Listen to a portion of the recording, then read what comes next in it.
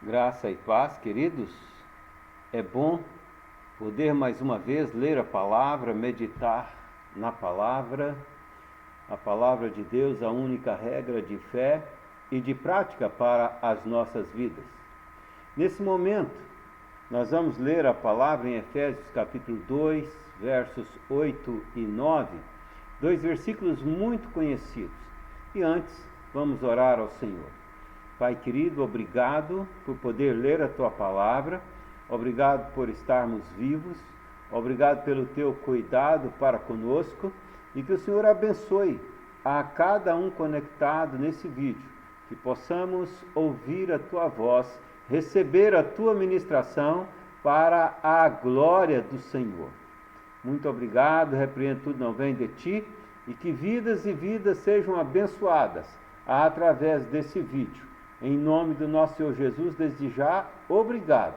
E aqueles que estão com problemas diversos, sejam familiares, sejam financeiros, sejam de saúde, sejam, ó Pai, emocionais, espirituais ou de outra ordem, que o Senhor os visite e os abençoe, a cada um segundo a sua realidade e necessidade. Nós te oramos agradecidos em nome do nosso Senhor Jesus. Amém. Efésios 2, 8 e 9 diz: porque pela graça sois salvos, mediante a fé, isto não vem de vós, é dom de Deus, não de obras, para que ninguém se glorie. Nós temos feito aí uma série de estudos sobre atributos de Deus, e hoje nós queremos, portanto, mais um atributos de Deus, atributos à graça de Deus, fundamentados nesse verso, mas esse tema, ele paira por toda a Escritura, é muito amplo.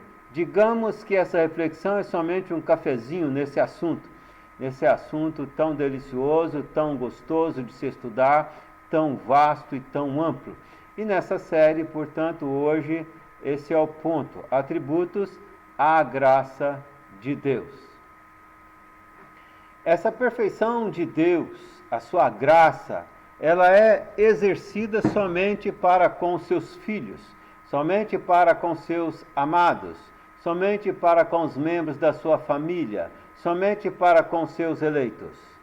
Não é exercida para com toda a humanidade, como nós vimos, por exemplo, a misericórdia de Deus, também conhecida como graça comum, é exercida para com toda a criatura, toda a obra das mãos de Deus, inclusive os perversos, a paciência de Deus, principalmente usada para com os perversos, a bondade de Deus, que também nós já vimos desse outro atributo, em que é para com todos os seres humanos, mas a graça de Deus, ela se refere àqueles que são, de fato, filhos de Deus, membros do povo de Deus.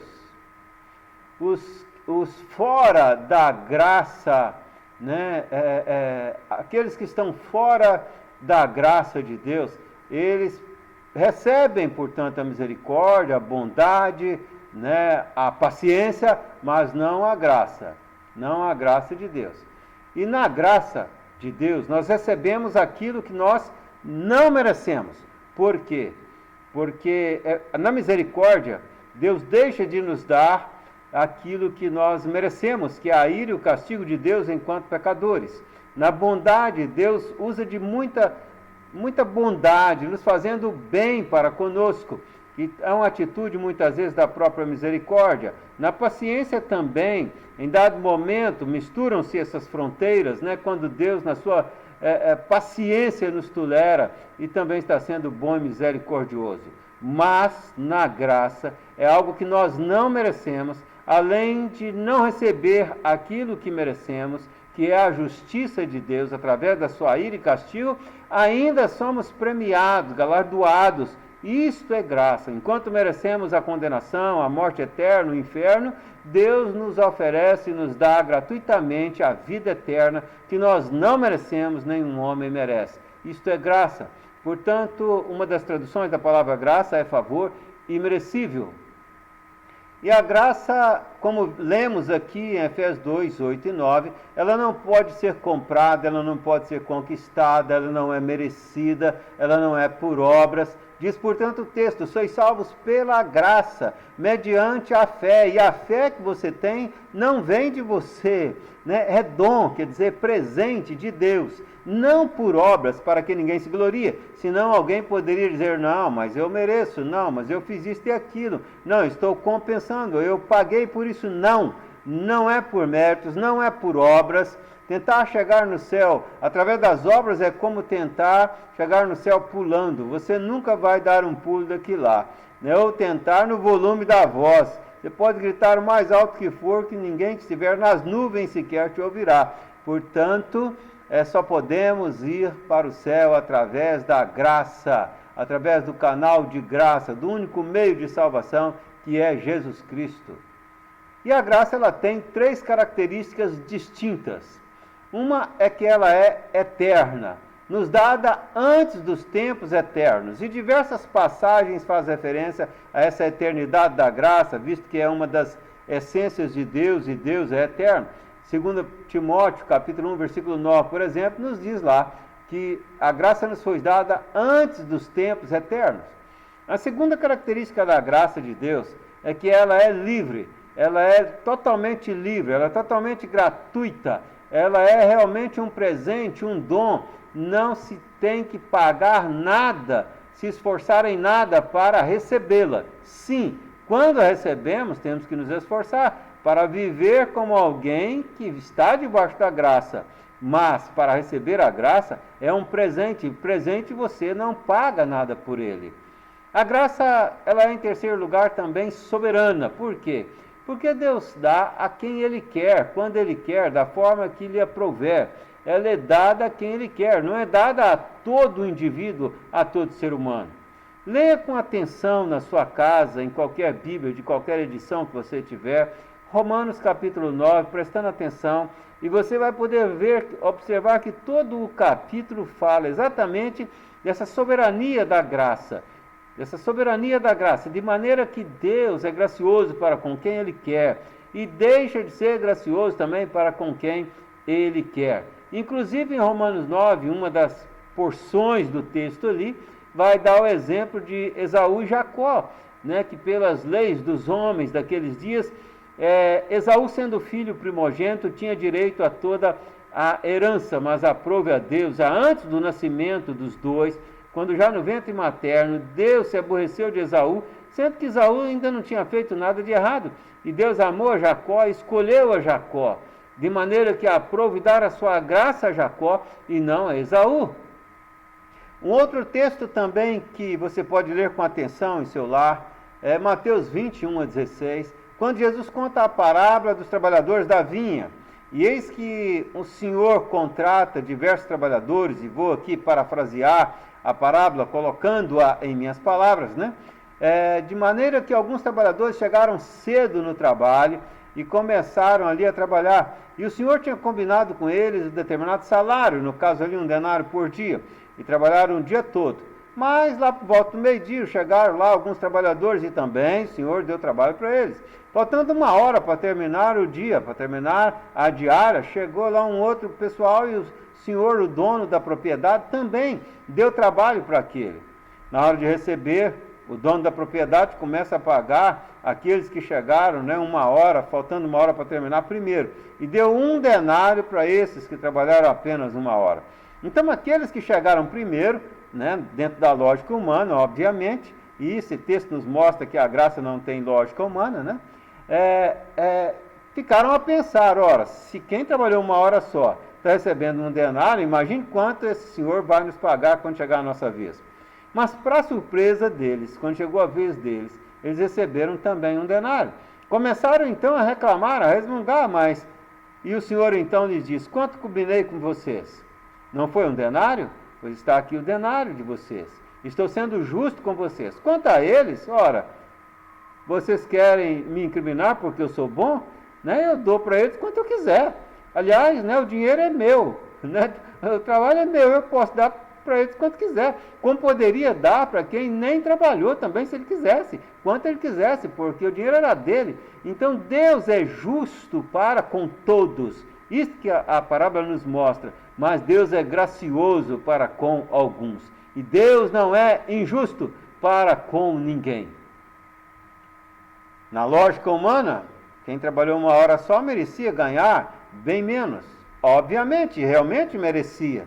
Mas se o Senhor quisesse ser gracioso com ele, por que não poderia ser? Quem trabalhou o dia todo, foi combinado um denário fora pago, então ele fora justo. Um texto também que nos ajuda aqui a clarificar a nossa memória, né? Êxodo 33, versículo 19, Deus então diz que ele tem misericórdia de quem ele quiser ter misericórdia. Isto é, Deus é misericordioso e gracioso para com quem ele quer. Ele não é obrigado a ser misericordioso para com ninguém. Deus não tem o dever de ser gracioso com ninguém. Deus não deve nada a ninguém. Deus não tem a obrigação de usar de graça com ninguém. Se Deus mandasse todos os pecadores para o inferno, ele seria precisamente justo. Portanto, quando ele salva alguns, ele é gracioso para com alguns. Quando ele condena os demais, ele é justo para com todos aqueles demais. Por que Deus teria que ser gracioso para com pecadores? Nós, todos pecadores que merecemos, todos nós, a ira e o castigo de Deus, que o aborrecemos, que pecamos todos os dias, diariamente, mas ele é gracioso para com muitos. A vida eterna é um dom, como diz o texto de Efésios 2, sois salvos pela graça, mediante a fé, isso não vem de vós, é dom, é presente, é obra de Deus. Jesus, em João 6, verso 47, ele diz claramente, em verdade vos digo, quem crê em mim tem a vida eterna. Né? Em verdade vos digo, quem crê em mim tem a vida eterna. É um presente, é um dom, você não tem que pagar, você só precisa crer, precisa receber. A salvação é um dom, a salvação é uma dádiva, a salvação é um presente 100% gratuito. Se você tiver que pagar, tiver que fazer obra, tiver disso, tiver daquilo, então não é o presente, você rejeitou o presente, você está tentando pagar pelo presente. Imagine só no seu aniversário, alguém que te ama muito te dá um presente, você abre a carteira, tira um tanto em dinheiro e quer pagar por aquele presente. Ora, certamente essa pessoa vai ficar ofendida. Deus não nega esses dons aos que ele procuram de todo o coração. Todo aquele que crê no seu Jesus, todo aquele que procura o seu Jesus de todo o seu coração, Deus lhe dá a graça. Mas o que muitos não compreendem é que só o que pede, né, só pede a Deus, só o pede aquele que Deus dá a fé, conforme diz o verso 8, sois salvos pela graça mediante a fé. E a fé não vem de vocês, a fé é eu que dou, a fé é dom de Deus. E isso nos torna ainda mais compreensível e mais claro quando olhamos que Paulo, explicando esse assunto em Filipenses 2, versículo 13, vai dizer, porque Deus é quem coloca, quem imprime, quem efetua em vós a vontade, o querer, e então faz acontecer, porque Ele colocou a vontade em nós. Só busca a Deus de todo o coração aquele que Deus o desperta para buscá-lo de todo o coração. E é isso que muitos não conseguem compreender, esse ato dessa soberania de Deus no aplicar a graça em quem quer. Porque se Deus não nos dá primeiro a fé, não colocar em nós primeiro o querer, nós não vamos querer, nós não vamos ter fé por nós mesmos, não vem de nós fé. Se você tem fé, fé salvadora, se você crê, se você então confia no Senhor, se você o busca de todo o coração, não pense que porque você é mais inteligente que os outros, ou porque você é melhor do que alguém, não, é porque Deus foi gracioso com você, e o primeiro ato da sua graça é de fato efetuar, colocar, imprimir em você o desejo, o querer, como diz Filipenses 2,13, e como registra muito bem o verso 8, a fé é dom de Deus. Porque Deus não coloca o querer então em todos os seres humanos, pastor. Ora, ele, como dissemos, ele não é obrigado a colocar em ninguém. Ele não é obrigado a ser gracioso para com ninguém. E ele coloca em quem ele quiser. Deus é soberano. Faz o que quer, quando quer, do jeito que quer e a quem quer. É como o vento, diz a Bíblia. Vem de lá, vem de cá, se forma e vem. Né? É assim a ventania. Deus não é obrigado impor nada, Deus não é obrigado a dar nada a ninguém. Jesus Cristo, portanto, na parábola que citei de Mateus 20, dos trabalhadores, ele especifica de forma ilustrada muito bem a justiça de Deus para com aqueles que foram combinados um denário, como também a graça de Deus para com aqueles que ele pagara bem mais, né? Sem que eles merecessem e sem que eles tivessem direito àquilo. A salvação não é um direito, a salvação é um presente. Mas o homem arrogante rejeita reconhecer um Deus tão soberano como este. O homem arrogante, né? O homem arrogante, ele é criatura, 100% dependente de Deus, mas não gosta de reconhecer-se assim, ou de se reconhecer assim, quanto é dependente de Deus. Não gosta de reconhecer que é criatura, não gosta de reconhecer que é um vaso, e não pode o vaso questionar o oleiro. Romanos 9 também coloca esse aspecto, né? Por que me fizeste assim ou assim? Ora, o oleiro faz o vaso conforme lhe aprouver, da forma que ele quiser e para o fim que ele quiser. Pela graça, portanto, nós olhamos ali em Atos capítulo 9, quando se dá, dentre muitos outros exemplos, né, cito aqui Atos 9, a conversão de Saulo. Saulo era um homem inimigo de Jesus Cristo, inimigo da igreja, participou da morte de cristãos, da prisão de cristãos, estava indo para Damasco a fim de prender cristãos, trazê-los, né, provavelmente acorrentados, algemados, né, e até de matá-los. Paulo odiava o cristianismo, odiava Jesus Cristo. De repente, Deus é gracioso para com aquele Saulo e o torna o grande apóstolo Paulo, um dos maiores evangelistas, missionários e teólogos de todos os tempos, e o usa ainda para escrever a maioria dos livros do Novo Testamento. Ora, mas Deus não podia ser gracioso para com Saulo, um homem tão perverso como aquele, e por que não? Aonde abundou o pecado, superabundou a graça, no exemplo de Saulo para Paulo, e Deus usa de graça com quem Ele quer, quando Ele quer, da forma que Ele quer. Quantos perversos são mudados, são transformados em homens fiéis, em homens de Deus? Saulo, Manassés e outros. Enquanto alguns criados no Evangelho, conhecedores da palavra, criados dentro da igreja, bons cidadãos, honestos, pagadores das suas contas, mas caminhando para o inferno, porque não receberam o presente da vida eterna, porque não creem em Jesus Cristo como único e suficiente Salvador, ou dizem que creem, mas você olha para a vida deles e a vida deles diz o contrário. Eles não, de fato, nos seus comportamentos e sentimentos, demonstram que estão, de fato, debaixo da graça. Se não pela graça, salvos de forma nenhuma outra. Não há outra forma de salvação, de libertação, a não ser através da graça. Fora de Jesus Cristo não há dom de Deus, não há presente de Deus, não há graça de Deus, não há paz verdadeira, não há amor genuíno e verdadeiro, não há alegria genuína e verdadeira, não há vida verdadeira. Todo homem é pecador, merecedor da ira e do castigo de Deus. A graça é a única solução para o indivíduo. Em João capítulo 3, versículo 18, ali Jesus nos diz, através ali de João, que o que crê não é julgado. O que não crê já está julgado. O que crê não será condenado. Que não crê já está condenado. É só chegar o momento de ele receber a sentença, o dia do grande julgamento, o dia de tirar a prova. Esse dia vai chegar para todo ser humano, né? Não crê já está julgado. E ainda no capítulo 3, o versículo 36 vai dizer: quem crê no Filho tem a vida eterna. Não diz terá, mas a graça já o alcançou. É tão certo, é tão certo, é tão certo, que ele já tem a certeza, porque ele sabe. Porque Jesus diz que ele tem a vida eterna. Crer é acreditar sem duvidar. Se Jesus diz que eu tenho a vida eterna, como diz João 6,47, como diz aqui em João 3,36, quem crê tem a vida eterna, todo capítulo 3 deixa isso muito claro. Se eu duvidar que eu tenho a vida eterna, eu estou duvidando. Se duvido, não creio. E quem não crê será condenado. Já está condenado, diz o texto, como citei aqui. De maneira que é tão fácil, é tão fácil, é tão fácil ir para o céu que é difícil demais. Porque a pessoa olha e fala assim, não é possível, não acredito.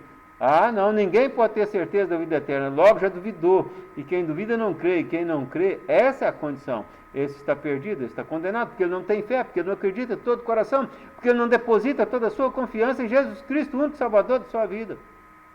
Então, o verso 36 do capítulo 3, João diz: quem crê no Filho tem a vida eterna. Mas, e aí uma palavra, transição, porém, contudo, no entanto, entretanto, mas aquele que se mantém rebelde contra o Filho permanece debaixo da ira de Deus.